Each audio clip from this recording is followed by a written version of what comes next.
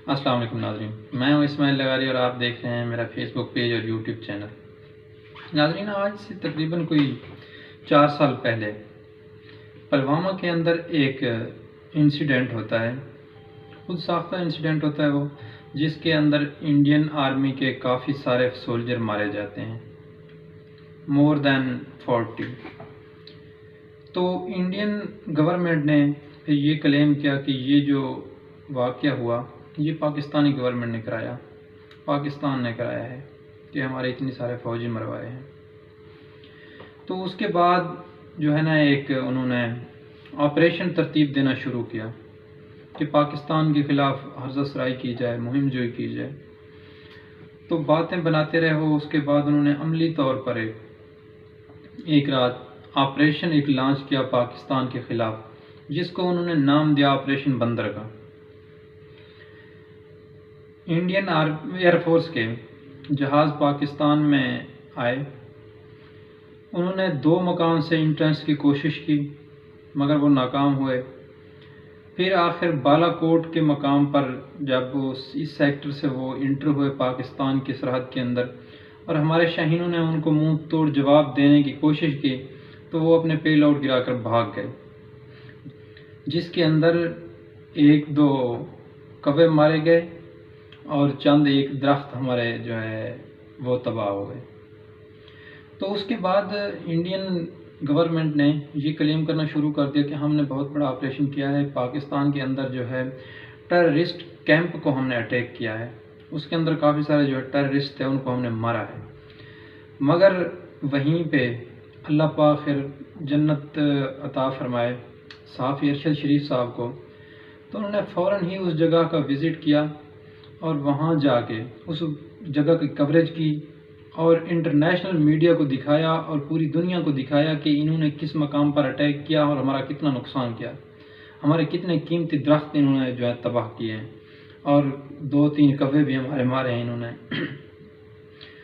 تو اس کے بعد پاکستانی گورنمنٹ اور آرمی نے اور ہماری سیکورٹی فورسز نے ایک آپریشن بیٹھ کے ترتیب دیا کہ انڈیا کو اس کا منہ توڑ جواب کس طرح سے دیا جائے اور ان کو کس طرح سے سبق سکھایا جائے، کیونکہ یہ اپنے ٹینکوں کا قبرستان بھول چکے ہیں، 65 کو کافی دیر ہو چکی ہے، ان کو اب آرام نہیں آ رہا، ان کو کچھ نیا ہی سکھانا پڑے گا۔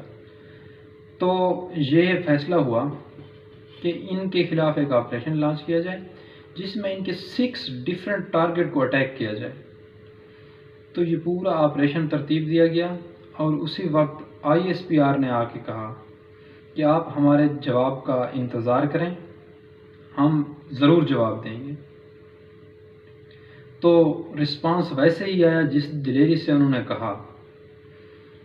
تو ان کی 6 مقام کو ٹارگٹ کیا گیا، ٹارگٹ لاک کیا گیا، مگر ان کو زیادہ نقصان نہیں پہنچایا گیا۔ ایک جگہ تو ایسی تھی جہاں پہ ان کا آرمی چیف بیٹھا ہوا تھا، اس جگہ کو بھی وہ ٹارگٹ کر سکتے تھے ہمارے شاہین، مگر ان کے ساتھ ساتھ ہی جگہوں کو ٹارگٹ کیا اور یہ پیغام دیا کہ ہم جو کہتے ہیں وہ کر کے دکھاتے ہیں، ہم میں اتنی سخت ہے کہ آپ کے آرمی چیف کو بھی ہم اڑا سکتے ہیں۔ جب یہ چیز انڈین نے دیکھی اور پاکستانی شاہین جب اٹیک کر کے واپس آ رہے تھے، تو انڈین ایئر فورس نے پاکستان کو جواب دینے کی ٹھان لی۔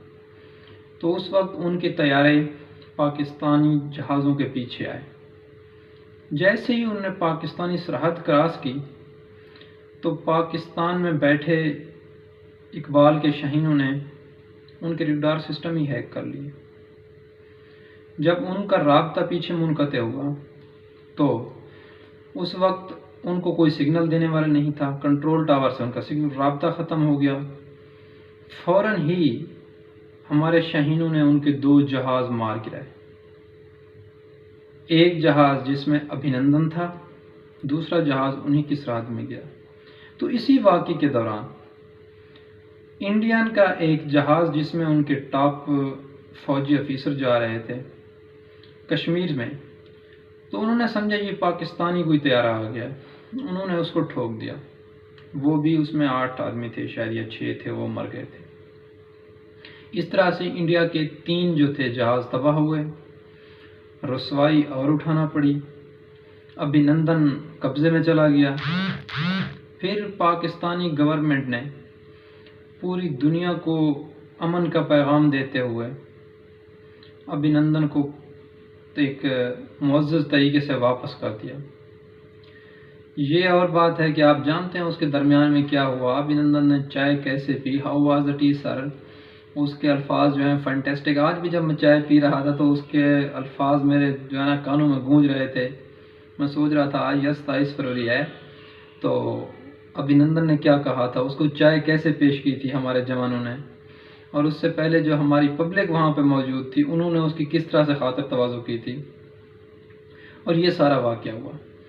اب یہ جو انہوں نے آپریشن بندر لانچ کیا تھا اس کے مقابلے میں پاکستان نے آپریشن سوئفٹ ریٹارڈ ترتیب دیا تھا، اور اللہ پاک نے پاکستان کو نصرت عطا فرمائی تھی، اور انڈیا کو ہمیشہ کے لیے یہ پیغام چلا گیا کہ کبھی اس قوم سے پنگا لینے کی کوشش نہ کرنا، کبھی ان جوانوں سے ہاتھ اڑانے کی بات نہ کرنا، ورنہ یہ لوگ منہ توڑ جواب دیتے ہیں۔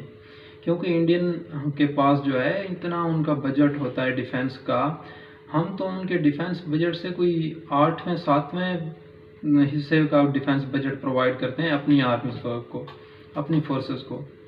تو یہ اللہ کا کرم ہی تھا، اور پاکستانی مجاہدین کی بے لوث محبت تھی اپنے وطن کے ساتھ، جس سے ہم سرخرو ہوئے۔ اللہ پاک نے ہمیں سرخرو کیا، اور امید ہے کہ مستقبل میں بھی ہمارے شاہین اپنے مادر وطن کی حفاظت کے لیے اس طرح کی جد و جہد کرتے رہیں گے، اس طرح سے بے خوف و خطر دشمن سے ٹکرا جایا کریں گے۔